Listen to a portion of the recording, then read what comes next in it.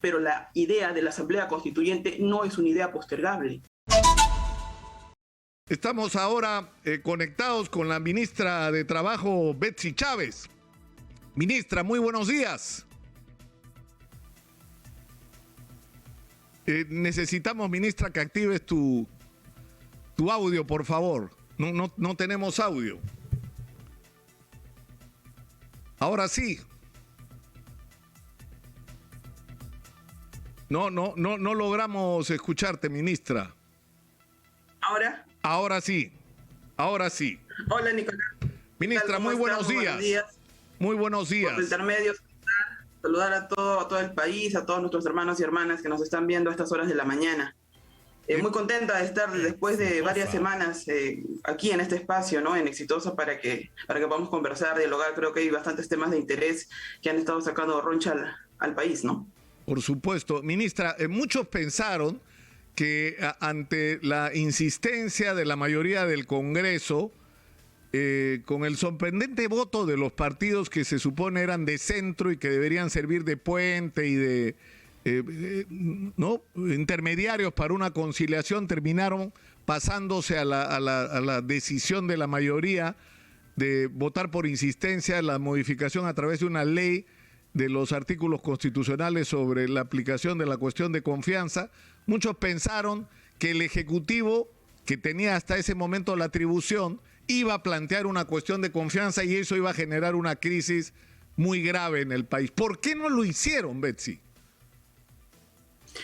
Mira, nosotros la semana pasada, a través del Consejo de Ministros, decidimos presentar proyectos de ley justamente para regular, por un lado, la cuestión de confianza, el tema de vacancia, y se presentó. Pero antes de presentar el proyecto de ley, lo que hizo nuestra premier fue un acto totalmente democrático, un acto que fue, yo creo que, si queremos decirlo pues en verso, llevar una ramita de olivo a cada una de las bancadas. Entonces, aprovechando el diálogo respecto del voto de la investidura que vamos a tener este 25, ella les comentó sobre este proyecto de ley. Y también le comentó sobre esta iniciativa que estaba planteando el Ejecutivo a fin de mejorar, ¿no? De mejorar nuestra comunicación y bajar los niveles de tensión respecto a esta sombra de vacancia, de disolución, estos proyectos de ley, ¿no? Y sin embargo, pues al Congreso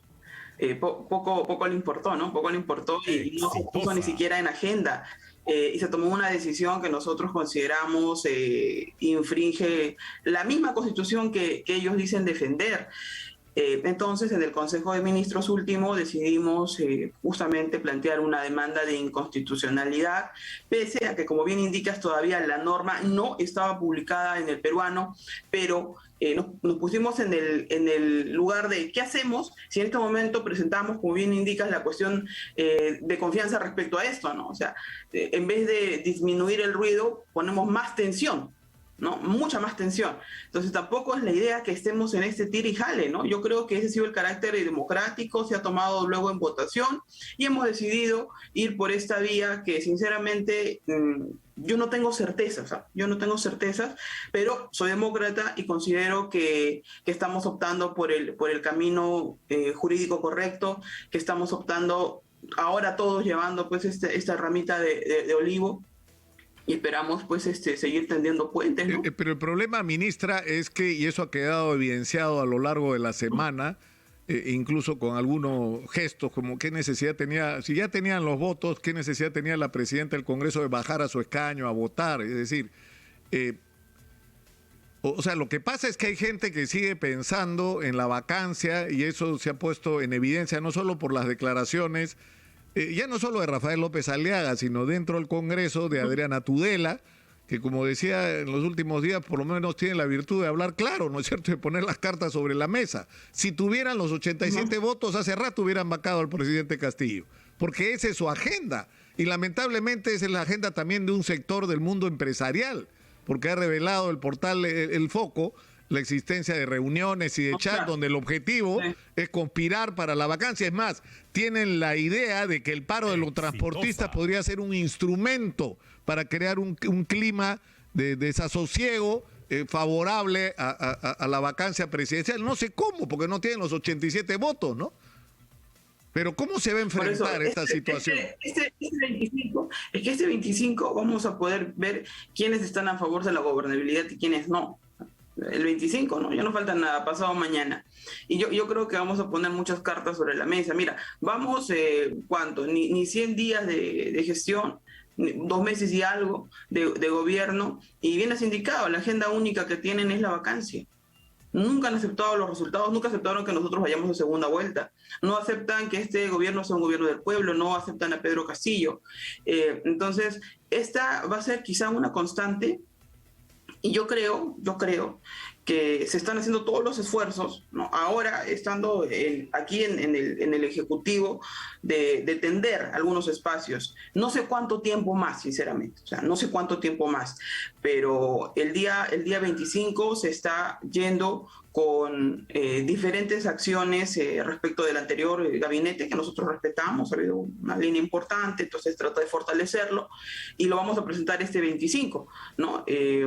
Y vamos a ver, como te digo, cómo va el voto de la investidura. Ahora, yo escucho, y creo que también es un tema de eco nacional, que muchas veces hay ciertos sectores que piden pues ministros a su medida, ¿no? Que sean de derecha, ¿no? Entonces, un poco ilógico, pues, porque nosotros somos un gobierno de izquierda y siempre lo hemos indicado, ¿no? Somos un gobierno de izquierda. Yo entiendo que algunos pues nos darán el voto de confianza tomándose un par de clonazepam, ¿no? O sea, quizá vaya a ser de esa forma, quizá pasemos a las justas, no lo sé. Pero no lo Betsy, sé. pero hay problemas dentro del mismo Perú Libre, es decir, Valdemar Cerrón, el propio Vladimir Cerrón han tenido expresiones condenatorias a la salida de Guido Bellido y a la constitución de este nuevo gabinete, sobre el que han dicho de todo, ¿no? O sea que el problema que tienen ustedes Claro, el lunes no es solo con la sí. otra orilla política, sino dentro de su mismo equipo. Sí, pero ojo, el tema de bancadas y el tema de partidos políticos, yo entiendo que nos pongan la lupa a nosotros porque somos el partido y somos la bancada del oficialismo, pero hace poco hemos tenido a un congresista de Acción Popular que ha renunciado a su bancada porque sentía que él como vocero ya no representaba pues esa bancada, ¿no? Que estaba mucho más pegada a la ultraderecha, o sea, entonces el tema de bancadas y el tema de partidos políticos existe, entonces es una realidad, ¿no? Existe en el APRA, hay en el Fujimorismo, hay en la Acción Popular, hay en APP, ¿no? Y obviamente también hay líneas discrepantes dentro de Perú Libre, pero la discrepancia no es sinónimo de ruptura, yo siempre lo he indicado. Y tú sabes perfectamente que cuando a mí me preguntaban Betsy, sobre la expulsión y ese tipo de cosas... Sí, pero el mensaje, Betsy, pero el mensaje, disculpa que te interrumpa, de la plenario de Perú Libre, entre las conclusiones las van a someter a ustedes, a Dina Boluarte y a ti a proceso, amenazan con expulsarlas, dicen que no van a votar por la confianza, dicen que este es un gabinete de caviares que se ha volteado a la centroderecha, es decir, ¿cuán representativa es esa posición en la bancada, Betsy? De los 37 congresistas de Perú Libre, ¿cuántos esperan ustedes que voten por la confianza el día lunes? Mira, nosotros nos hemos reunido con la bancada de Perú Libre, digo nosotros porque yo también estuve, el día lunes estuvieron alrededor de 20 parlamentarios, no recuerdo si 17 o 18, pero fueron alrededor de 20, y algunos otros se disculparon porque no podían venir porque estaban en otras regiones, ¿ya? Y el día de ayer se tuvo otra reunión con una parte de la bancada a la que sí yo no pude asistir porque yo estaba en una reunión con el señor Mario Carvapoma, o sea, ya no pude asistir a esa otra reunión de la bancada. Pero nosotros confiamos en que vamos a tener al menos 3/4, ¿no?, de la votación de Perú Libre. Quizá tengamos los 37 votos, bueno, 36, ¿no? Quizás sí los tengamos. Y vamos a seguir teniendo puentes de diálogo, porque uno en el candor de la emoción puede decir muchas cosas, ¿no? Pero conforme van pasando los días, uno se va sentando las posiciones y se da cuenta que no le puede hacer el juego a la derecha, pues. O sea, si la derecha amenaza con no darnos el voto de confianza, ¿qué hago yo? Me sumo. Sería lo más ilógico, ¿eh? Y yo creo que eso la ciudadanía, el pueblo que ha votado por nosotros y que confía en este proyecto político de izquierda, tiene que darse cuenta. Ahora, que vengan a decirnos caviares, el día de ayer celebramos, 25 de octubre, justamente el Día del Trabajador de Construcción Civil, y tuve yo el alto honor de tener a mi papá, que es sindicalista aquí en Lima, que ha venido desde la región de Tacna, representando él es sindicalista de la CGTP. Entonces, ¿caviares de dónde? ¿Caviares de dónde? ¿No? Ahora, si yo no pienso como tal persona, de X, Y, Z, o sea, eso a mí no me hace menos de izquierda. Eso a mí no me hace menos de izquierda. Entonces, sí, si no piensas como Vladimir Cerrón, no es que eso te descalifica, es lo que estás diciéndole a Vladimir Cerrón. Pero mire, es que yo no tengo que hablar de ninguna persona en concreto, que no es parte del gobierno, pues. No tengo por qué hablar. ¿Qué voy a decir yo? Mal haría, además de decir algo, si yo se lo puedo decir, yo tengo su WhatsApp de él, ¿no? Si yo quisiera, se lo diría personalmente. ¿Por qué voy a hablar por este medio sobre determinada persona? Lo que sí sé es que aquí las personas que votan en el Congreso de la República son congresistas. No son líderes de partido, son congresistas, ¿no? Y con todo aprecio y con todo respeto y con toda fraternidad, nosotros vamos a seguir teniendo puentes de diálogo hacia los señores congresistas, ¿no? Y esperamos y los llamamos a la reflexión. Ahora, Betsy, o sea, eso es lo que vamos a hacer. Betsy, uno de los temas que se ha convertido en digamos, controversia es el nombramiento del ministro Luis Barrenzuela como ministro del Interior. Y ha llamado la atención por razones más o menos obvias, es decir, hasta el día anterior a ser nombrado ministro era parte del equipo legal de Perú Libre, abogado de Vladimir Cerrón, de Guido Bellido, en el caso de lavado de activos. Es más, se ha, digamos, sacado a la luz el hecho de que ha sido abogado de los Aybar Cancho, que son unos hermanos pues metidos con Montesinos, con tráfico de armas, relaciones con la FARC, narcotráfico, lavado, o sea, simplemente han juntado todos los delitos, creo, en una sola lista, ¿no? Entonces, la pregunta no es si Luis Barrenzuela es un profesional destacado, si no lo fuera no lo contratarían, ¿no? El problema es si es lo más indicado que él sea el ministro del Interior, si ahí no hay efectivamente un conflicto de intereses al que inevitablemente se va a ir enfrentado cuando tome decisiones. ¿Qué pasa si la justicia pide, como está pidiendo ahorita, o como ya ha ejecutado, la detención del presidente regional Álvarez, el presidente regional de Arequipa, Cáceres Yica? Si piden prisión preventiva, que es una posibilidad contra Vladimir Cerrón, ¿qué va a hacer? ¿Va a hacer que la policía persiga y capture a su cliente hasta hace un mes? Es legítima o sea, digamos, el tema, el poner el tema en la mesa es legítimo. No es una impertinencia. Ya, correcto. Sí, continúo. Sí, claro. O sea, ¿cómo van a manejar este tema ustedes? A ver, yo he conversado con Lucho anteayer, más o menos, si no me equivoco, anteayer o hace 2 días, conversé con él, ¿no? Para ver algunos asuntos, básicamente los que estás mencionando, el ruido político, ¿no? Que sí o sí tenemos que tratar, ¿no? Porque por más acciones que nosotros querramos ejecutar desde las carteras ministeriales, si tenemos el ruido político acá, entonces tú estás avanzando tu trabajo, pero el ruido político es muy alto, ¿no? Y yo entiendo que en el caso de Lucho, yo veo en él que está trabajando, ¿no? Yo sé que el ruido es alto y sé que seguramente, y se lo he comentado a él y creo que también lo comenté en otro espacio, no recuerdo, pero en todo caso lo puedo decir por aquí.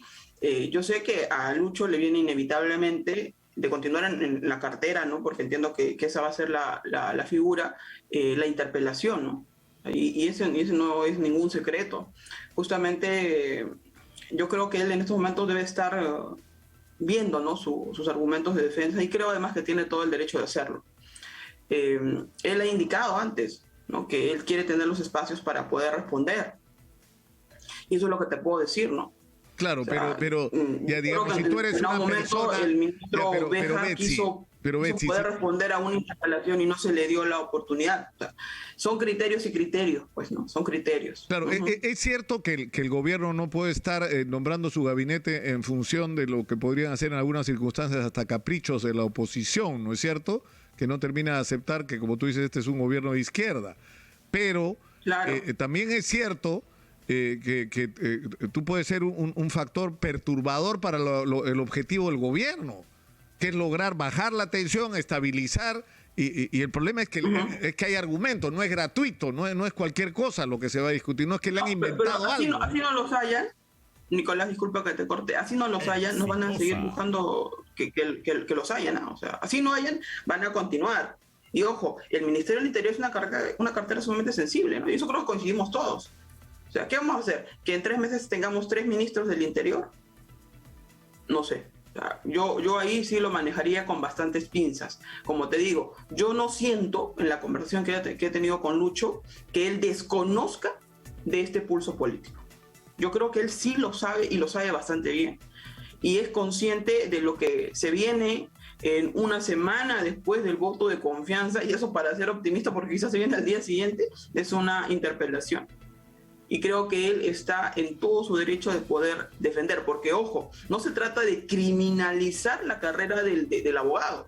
Porque ponte, tú entrevistas a un narcotraficante, ¿eres su cómplice? No. Tú investigas un reportaje de esos temas de lavado, ¿tú eres? Pero es distinto. Igual, el abogado tiene la investidura de poder llevar defensas.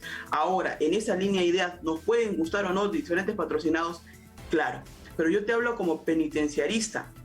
Betsy. Yo, cuando he estado en establecimientos penitenciarios, Nicolás, ya me he cruzado con N angelitos, así, N angelitos.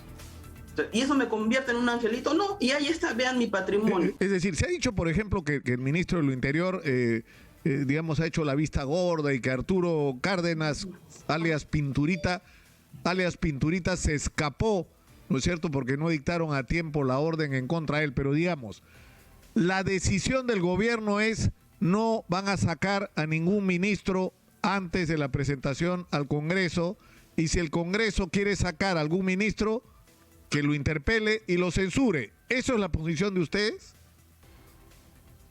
El día de hoy tenemos una reunión y entiendo que se van a tomar algunas decisiones, o quizás sea en estricto sensu sobre lo que va a manifestar nuestra premier el 25, ¿no? O sea, pasado mañana.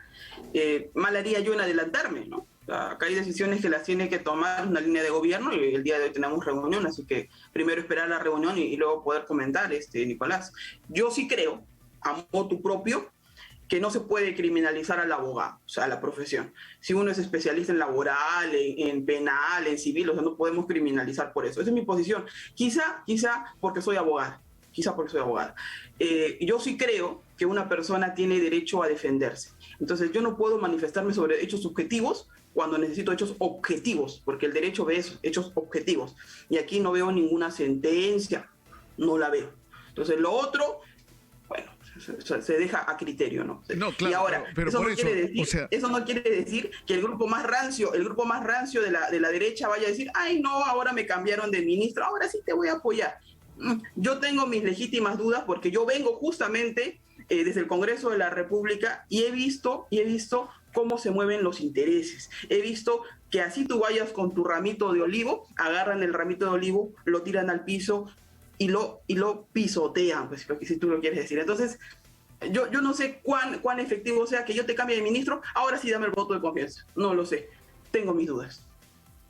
Es decir, tú piensas que, en todo caso, para regresar al punto, ¿no?, si quieren sacar un ministro, censúrenlo, pues, ¿no es cierto? Pero, o sea, esa va a ser la posición, digamos, en principio, la tuya, digamos, ¿no? Si a ti te preguntan en el Consejo de Ministros. Yo lo pondría de otra forma. Yo lo pondría: si tú quieres demostrar que una persona es culpable, entonces rompe, pues, la presunción de inocencia, ¿no? O sea, yo lo pongo de esa forma, porque es mi formación jurídica. O sea, si a mí me dicen: ¿saben qué? Nicolás ha hecho esto, hechos concretos. Nicolás mató a tal, ¿dónde está el muerto? Hechos concretos.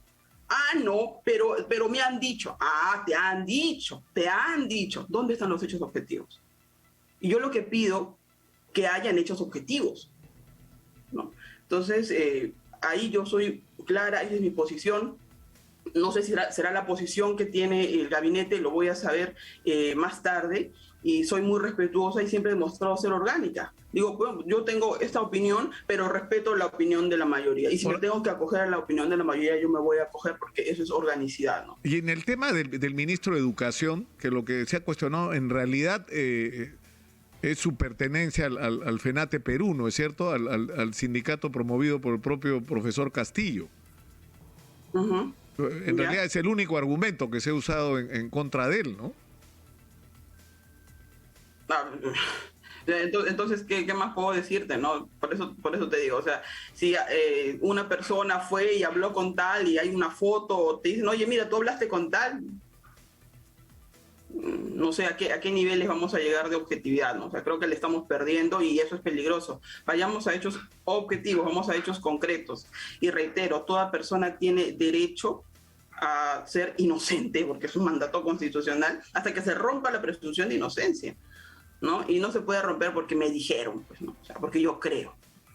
Ahora, Betsy, ¿cómo se va a manejar el tema del debate constitucional? Porque yo creo que está claro que la Constitución hay que cambiarla, es decir, hay montones de cosas. Es más, esta semana el Congreso, con su procedimiento, digamos, a través de una ley de desarrollo, ha cambiado 2 artículos de la Constitución, ¿no es cierto? Lo que tienen que ver con ¿no es cierto?, con la cuestión de confianza. O sea, es obvio que hay que hacer cambios a la Constitución. Ahora, ¿cómo plantean ustedes el tema de la Asamblea Constituyente, que es una institución que no existe, que no está contemplada en la actual Constitución, pero que además requiere un alto nivel de consenso? Es decir, tú no puedes hacer una Asamblea Constituyente si no tienes un consenso nacional o un gobierno militar que te lo imponga, digamos, una dictadura que te lo imponga, ¿no? Y hemos pasado por eso y tenemos una constitución como resultado de un golpe de Estado y es la que un sector grueso de la derecha, ¿no? Tú quizás total de la derecha defiende, ¿no? Pero cuando les hablas de una asamblea constituyente de carácter democrático, ay no, eso no, me hace daño. Y bien lo has indicado, una asamblea constituyente tiene que venir del consenso nacional y hay una recolección firme en todo el país para que se pueda dar una constituyente, que tiene que llegar a 2,5 millones, 3 millones de firmas, y se va a presentar a la RENIEC para su filtro, y eso lo está haciendo la población, ¿no? Nuestra gente de manera organizada. Y si me preguntas mi posición, yo saludo ese gesto. Me parece importante, me parece vital, y yo estoy convencida de que una asamblea constituyente es necesaria. Se ha dado el proceso en Chile, se viene dando, y no ha significado que se cierre el Congreso de la República, y no ha significado que se vayan las inversiones, y no ha significado todos los cucus que nos ha querido sembrar la derecha para decir, no, si tú me traes una asamblea constituyente, el país se va, y se cae todo, y nuestra economía se muere. Eso es falso. Claro, Eso es totalmente falso. Claro, pero el problema es que la figura de la Asamblea Constituyente no está contemplada en la Constitución. Entonces, ¿cuál es el objeto de reunir firmas? Plantear una iniciativa legislativa para que se realice una reforma constitucional para que se incorpore la figura de la Asamblea Constituyente. De eso se trata. O sea, al final, todo va a terminar en el Congreso. Y tienes, además, una recolección de firmas en contra. Lamentablemente no tengo el texto, pero no sé qué dice exactamente esa recolección de firmas a la letra, pero no sé si es un proyecto de ley para que se vote porque no se incluya la reforma constitucional, o sea que, pero en fin, también hay una recolección de firmas en contra, porque somos un país dividido. Sí. Y es un hecho totalmente democrático, totalmente democrático. Aunque a mí personalmente me causa, desde mi posición de abogada, me causa pues, o sea, que a ti te recolectes firmas para privarte de un derecho. Es como decir, ¿sabes qué? Yo no quiero que fulanito tenga su vivienda. Vamos a recolectar firmas para que no tenga su vivienda. ¿Por qué? Pues, o sea, ¿cómo va a haber una recolección de firmas para prohibirte un derecho? Ojo, Nicolás, la Asamblea Constituyente, yo lo mencioné N veces, la Asamblea Constituyente ya se deriva del poder constituyente.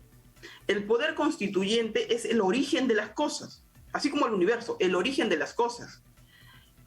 El Congreso de la República, el Poder Judicial, todos aquellos organismos de carácter autónomo que tiene la Constitución son poderes constituidos. El poder constituido, o sea, el Congreso de la República, no está por encima del poder constituyente. Porque esto nace de esto. O sea, el poder constituyente está por encima. El poder soberano es del pueblo. 130 congresistas, yo soy congresista, ¿ya? No podemos estar por encima, y te hablo jurídicamente, de lo que manda el pueblo. Porque el pueblo es el poder constituyente, a él nos debemos. Claro, este tema lo debatimos incluso con un expresidente del Tribunal Constitucional, en un medio también así nacional, Y aquí es muy clara la doctrina. Y te dice que el titular del poder constituyente es el pueblo. No te dice que son 130 congresistas. No te dice que es el presidente de la República. Un poder constituido no está por encima del poder constituyente. Pero fíjate, yo Betsy, llamo a que puedas decirle a otros constitucionalistas lo propio. O sea, claro, me parece totalmente desgarrado que digan lo contrario. Ya, pero acá hay dos temas, ¿no? Primero, si esta discusión sobre una asamblea constituyente es la prioridad en este momento o debería ser la prioridad en el Perú. Y lo segundo, primero eso, ¿no? O sea, ¿a ti te parece que esa es una prioridad en este momento? ¿Que deberíamos abocarnos a convocar una asamblea constituyente? Ya, a ver, es que hay cosas que no estamos comprendiendo. La asamblea constituyente es importante, es vital. Y no se pone en contra de las otras acciones que tengan que hacer. O sea, no le pueden pedir al presidente que salga pues él mismo a recolectar firmas, porque lo está haciendo la ciudadanía, lo está haciendo el pueblo. Entonces la posición que se tiene, o sea, desde mi óptica, es que abrazamos lo que están haciendo justamente los miles de peruanos en el país en estos momentos recolectando firmas. Ahora, si es una prioridad de carácter nacional, me parece que sí, por supuesto que lo es. Y no tiene por qué impedir el trabajo que se venga haciendo desde las carteras ministeriales y tampoco tiene que impedir el trabajo que se venga haciendo desde el gobierno. Esto puede manejarse de manera paralela. Prioridad nacional sí lo es. Ya, así como ¿cómo? También Ya, es pero tema de tener pero ¿sabes cuál es el problema, Betsy? La reactivación económica. Claro, pero Betsy, el problema es que se está discutiendo acá, o sea, primero que tenemos urgencias, ¿no es cierto? O sea, estamos agobiados por la crisis sanitaria, necesitamos la reactivación económica, ¿no es cierto? Que deberían ser el centro de la atención y sobre lo que deberían buscarse todos los consensos posibles, ¿no es cierto? Así como atraer la inversión, porque tenemos una oportunidad histórica como país con esto del superciclo del precio de los minerales y sobre todo el cobre que está por las nubes, del cobre, claro, que nos podría permitir tener una enorme cantidad de ingresos como nunca hemos tenido en nuestra historia. Entonces, de eso es de lo que deberíamos estar discutiendo. Ahora, ¿cuál es el tema con la Asamblea Constituyente? Que requiere niveles de consenso, Betsy. O sea, tú no puedes hacer una constitución para que un sector de la sociedad le imponga su ideología, por así decirlo, a otro sector de la sociedad, porque si no pierde lo que debería ser el fundamento. Es decir, tú deberías tener una constitución que no sea discutida si eres de izquierda o de derecha, sino que siendo de izquierda o de derecha, compartas esa constitución, como la constitución de los dos, y que te permita que hoy hay un gobierno de izquierda, pero mañana puede haber uno de derecha. Y no por eso tienes que cambiar la Constitución, porque si no cambiaríamos la Constitución cada vez que cambia el signo político de quien está en el sillón presidencial. O sea, ¿eso te parece posible en este momento de confrontación? A ver, Nicolás, veamos los proyectos a corto, mediano y largo plazo.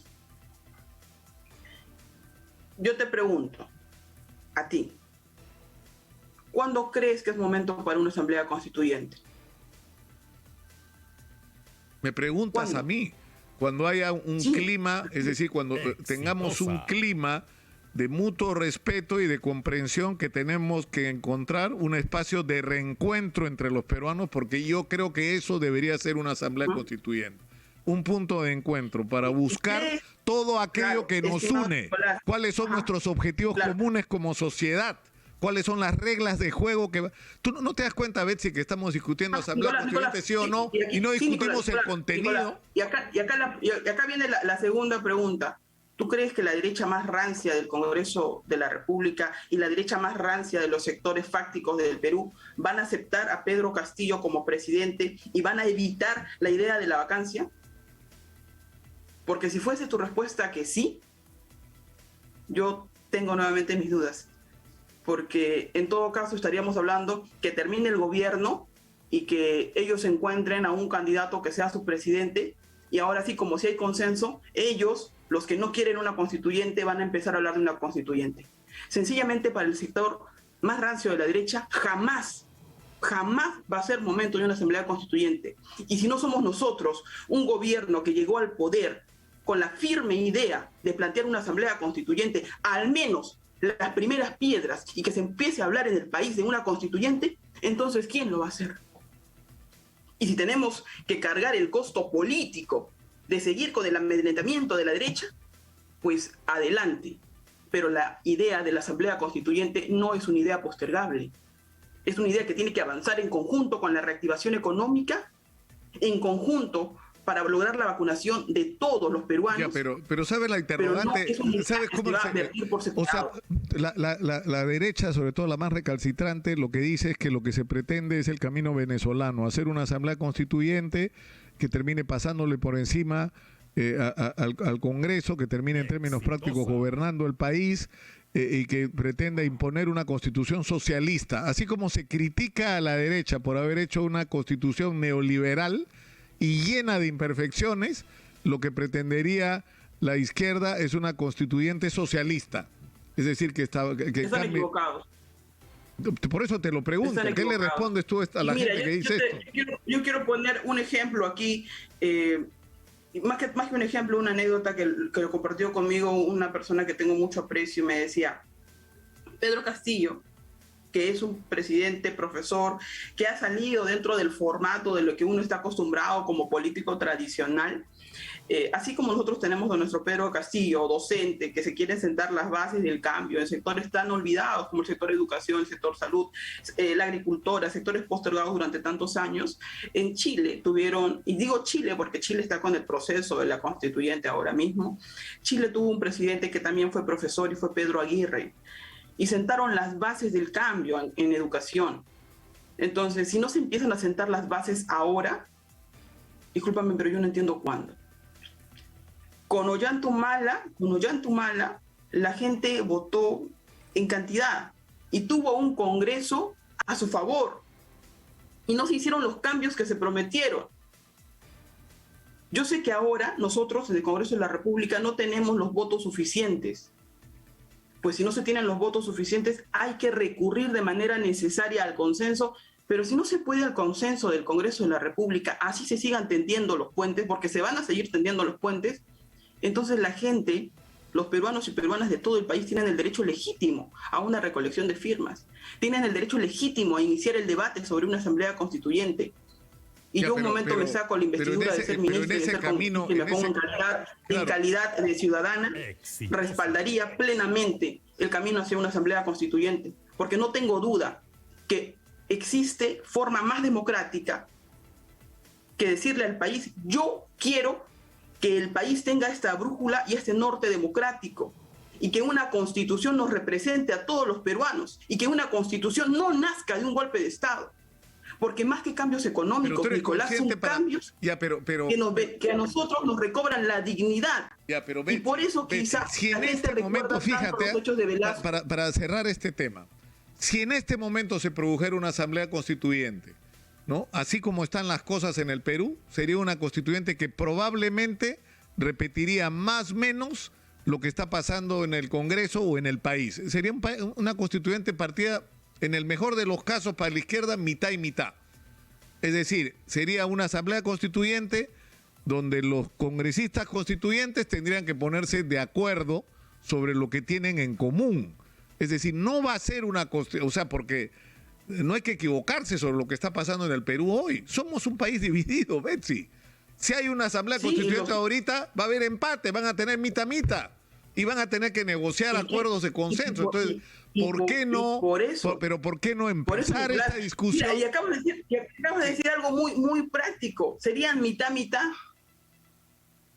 Y eso fue el consenso, esa es la negociación, si le quieres decir. Una negociación no es aquella en la que ambas partes se vayan contentas diciendo, bien, compadre, lo hicimos, tú tienes tanto, yo tengo tanto. 100%, no es así. En una negociación y en un consenso hay que ceder. Y quizás no se vayan los dos contentos, pero serán ambos lados pensando, bueno, a ti tampoco te fue tan bien. No, esa es una negociación. No ambas partes salen contentas. Y reitero, lo que se está haciendo ahora es lo más democrático y tenemos que saludar ese tipo de gestos democráticos. Y como políticos, tenemos que respaldar justamente la voz del pueblo.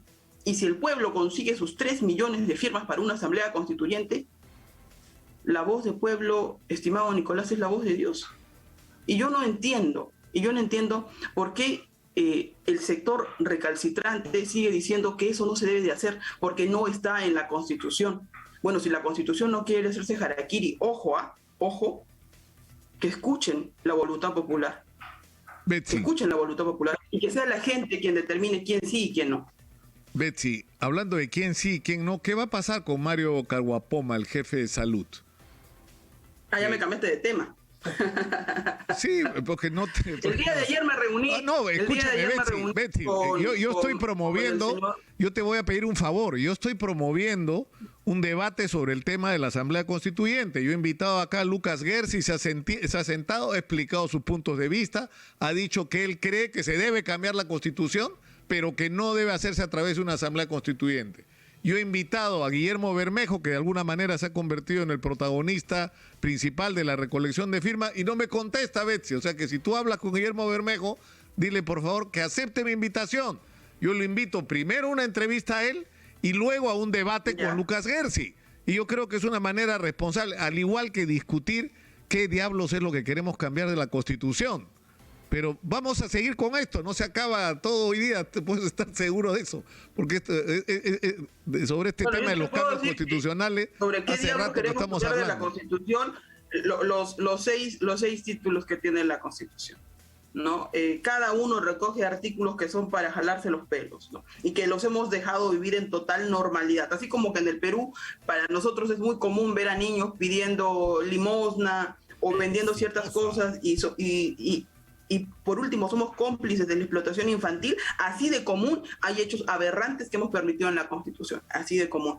Ahora, sobre la pregunta de Guillermo Bermejo, con todo gusto se la traslado. Y la tercera, sobre Caguapoma. El día de ayer me reuní con el señor doctor Mario Caguapoma a las 6 de la tarde. Ya hay una decisión tomada y entiendo que hay un procedimiento. Y eso, ¿no? O sea, hay un procedimiento. Hay una decisión tomada, pero... O sea, haz honor al programa en el que estás, pues, háblame claro. O sea, hay una decisión tomada.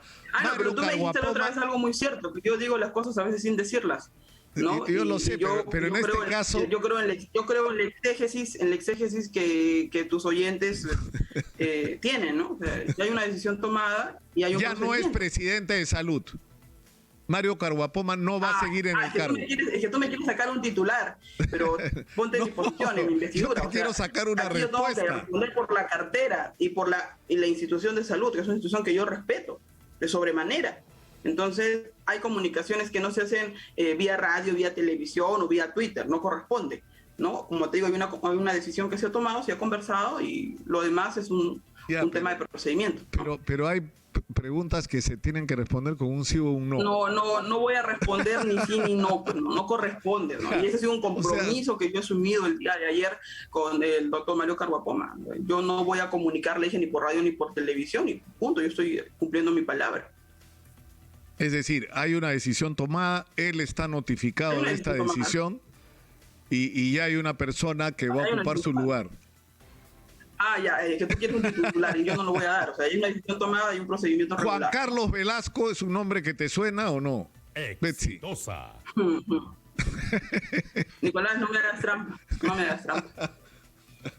El director de Loaiza, que sinceramente es impresionante lo que ha hecho, ¿eh?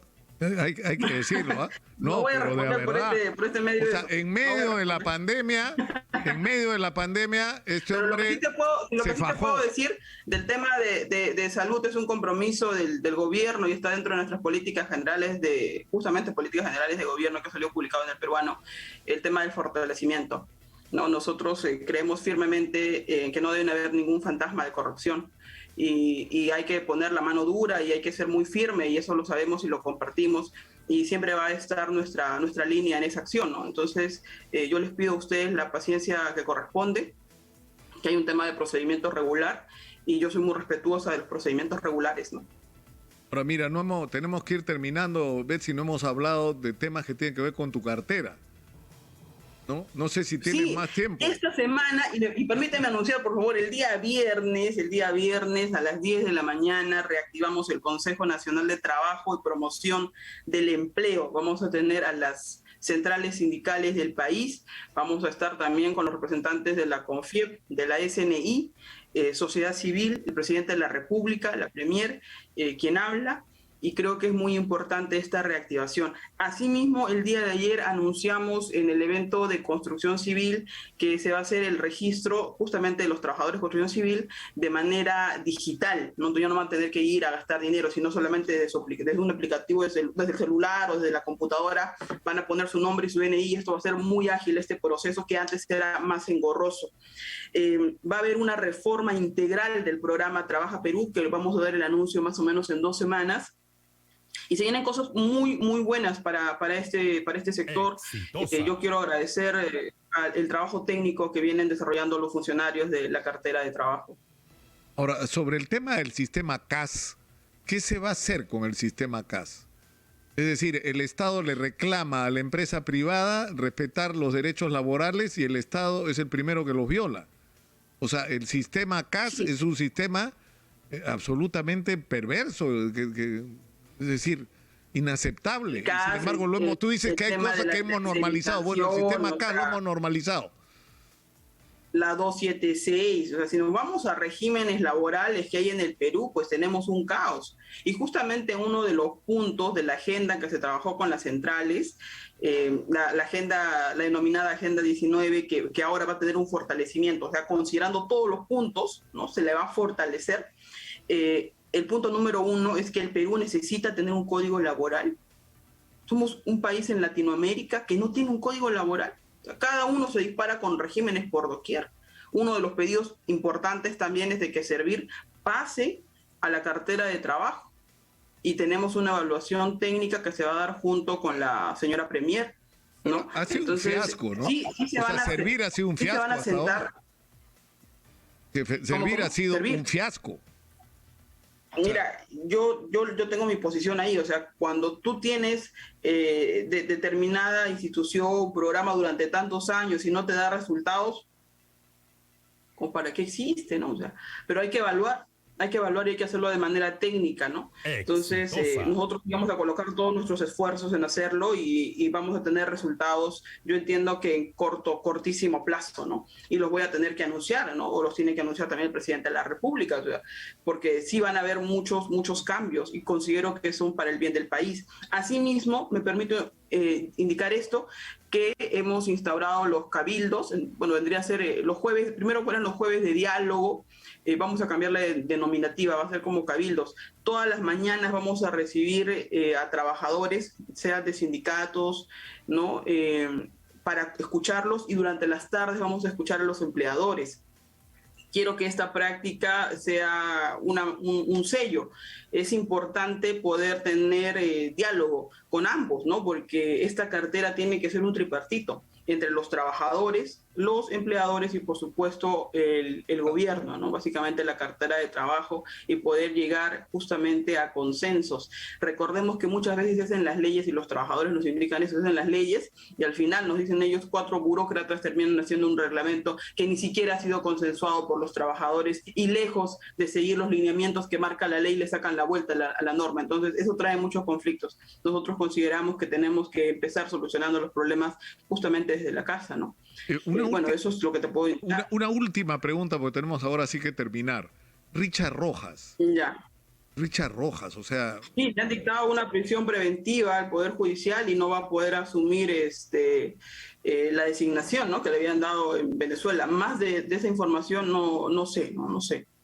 Pero ¿quién lo propuso? O sea, era previsible, está procesado por lavado de activos, o sea, no es precisamente... No sabría decirte, y te digo con sinceridad, no sabría decirte. Ahora, a Richard, y creo que lo comenté en este programa, él tenía a su hermano, que en paz descanse, y su hermano es un gran amigo mío. Y sobre Richard quizás yo puedo tener un tema sesgado, ¿no? Porque yo he conversado con él muchas veces, y a veces pues te pintan una cosa por medios, ¿no? Pero yo, a pesar de que he conversado con él, ¿no?, hay un tema incluso de buen diálogo, buena comunicación, no lo he propuesto y no sé dónde salió la propuesta tampoco. Muchas gracias, Betsy. Muchas gracias. Y aunque no creas, me has dado titulares. Me has dado titulares, aunque esa te juro que no es mi intención. Ya estoy, No, yo creo que no. ya estoy en otro capítulo de mi vida periodística, te lo aseguro. No ando desesperado por los titulares. Ya. Lo que estamos tratando de hacer, y te lo No, digo yo lo con entiendo, sinceridad, Betsy, te lo digo con ya. sinceridad, lo que estamos tratando de hacer es que los medios de comunicación como Exitosa sean un espacio de encuentro donde los peruanos discutamos nuestros problemas reales y sobre todo cómo resolverlos, porque eso es lo que nos hace falta y eso es lo que lamentablemente no hace la clase política. Para eso estamos, Betsy, muchas gracias.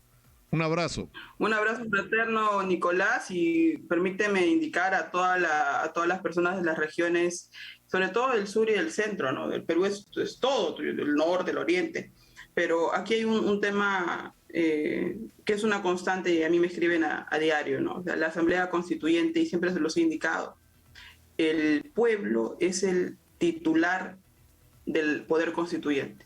No hay nada que esté por encima del pueblo. Y quien les haga creer lo contrario, miente. Adelante, estamos todavía en la lucha y como dijimos el día de ayer, en el Día del Trabajador de Construcción Civil, un saludo fraterno, un saludo clasista y combativo. Nos vemos. Hasta luego. Gracias. No, se me ha pasado una cosa que no puedo.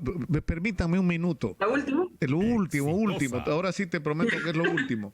El tema de la cofradía del Pisco, esta reunión de empresarios encabezados por José Luis Silva Martinot, que además se supone que es representante de la Asociación de Restaurantes y Afines, que no sé si se ha reunido contigo, pero estaba, o sea, según lo que ha publicado el Foco, es horrible, ¿no? O sea, no es la posición de la Sociedad Nacional de Industrias, ¿sabes? Ricardo Márquez ha estado acá diciendo que esa no es la posición, pero que es la posición de un sector empresarial es innegable, que están por la vacancia, ¿no? y trabajando por ella. Por eso te digo, a ese sector jamás va a aceptar pues una constituyente, ni ahora, ni después, ni nunca, ¿no? Entonces por eso yo te mostraba mi punto discrepante cuando me decías, pero ¿cuándo? La constituyente es ahora, o sea, ahora se tiene que empezar la discusión, sembrarlo primero para una constituyente, ¿no? Que se hable ahora, de una constituyente, que las personas no se sientan maniatadas. Tú dices que la voz del pueblo, tú dices, la voz del pueblo es la voz de Dios, ¿no es cierto? Es el poder. Pero el pueblo está dividido, mi querida Betsy. El pueblo peruano está dividido. Y eso es algo que no hay que olvidar. ¿Cómo empezó el tema de la constituyente en Chile en el año 2005? Lo recuerdo muy bien, Nicolás, porque nosotros tuvimos una reunión con los alcaldes escolares de Arica, nosotros desde Tacna, y se hablaba de una constituyente. Empezó con los escolares que no aceptaban la privatización de la educación, de una ley que dio en último momento Pinochet. Y así se empezó la discusión. Esos jóvenes que en el año 2005 tenían entre 15 y 16 años, el año pasado y el anteaño pasado empezaron a salir a protestas, jóvenes ya de 30 años. Justamente, nuevamente a colocar sobre la mesa el tema de la constituyente.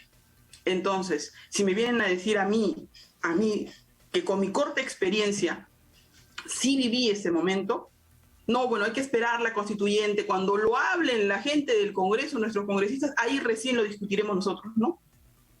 Que lo empiece hablando el pueblo y que salga desde el pueblo la discusión de una asamblea constituyente, porque es cuando realmente es legítima, no cuando viene de los poderes de aquí, porque para los poderes de aquí no es cómodo hablar de una asamblea constituyente. Pero eres consciente de que eso puede tomar años. Javier Díaz-Canseco hablaba de que tiene que existir lo que él llamaba un momento constituyente. Y se refería... Yo he hablado yo hablé con él alguna vez hablé con él sobre eso, y él decía que es el momento donde la mayoría de la sociedad tiene el consenso de que ese cambio tiene que producirse. Y coincidimos, el momento constituyente es vital para una asamblea constituyente, pero el momento constituyente no se circunscribe a un espacio y tiempo. El momento constituyente puede nacer en cualquier justamente momento.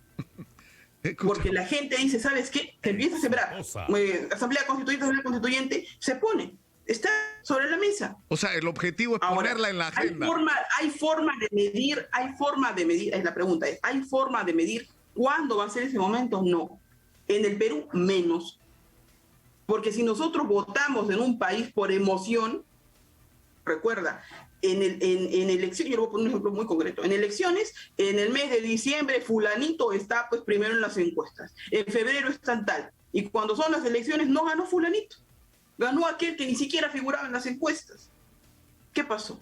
En 3 meses, ¿cómo puede cambiar la opinión de la gente? ¿Emoción? Quizá. Te puedo decir... Lo cual me lleva a mí a decir de que el momento constituyente se construye. Ya, pero te puedo decir lo que yo pienso, sinceramente, Betsy, que sí, lo que hay que hacer es las cosas al revés. Hay que discutir qué es lo que hay que cambiar de las reglas de juego en el Perú.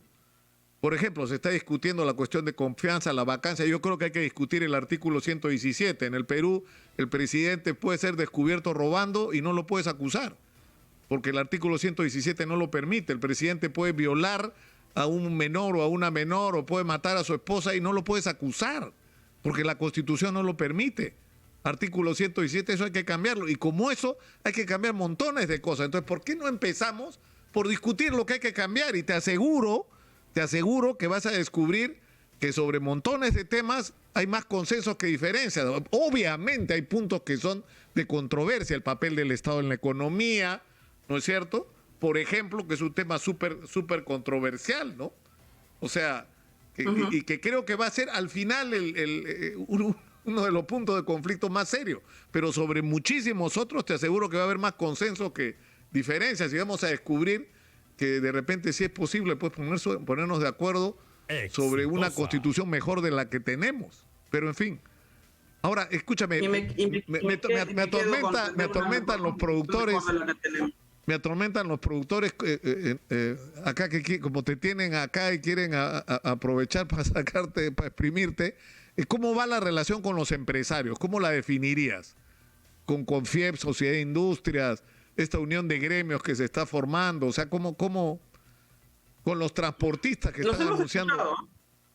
Mira, tanto a la Confiep como a la Sociedad Nacional de Industrias los recibimos después de haber conversado con todas las centrales y ha sido una reunión para poder primero invitarlos al Consejo Nacional del Trabajo la próxima semana y que el Ministerio de Trabajo también pueda sentarse con ellos, como indiqué, durante las tardes, jueves, vamos a ver si puede ser otra fecha, pero va a ser el jueves por pronto en la tarde, escuchar a los empleadores, y reitero, el jueves en la mañana es para los trabajadores, ¿no? Esa es la línea. ¿Qué es lo que me indicaron? Y yo coincido, sí, en ese aspecto con ellos, es que necesitamos disminuir la tasa de informalidad en el país, ¿no? Actualmente son 13 millones.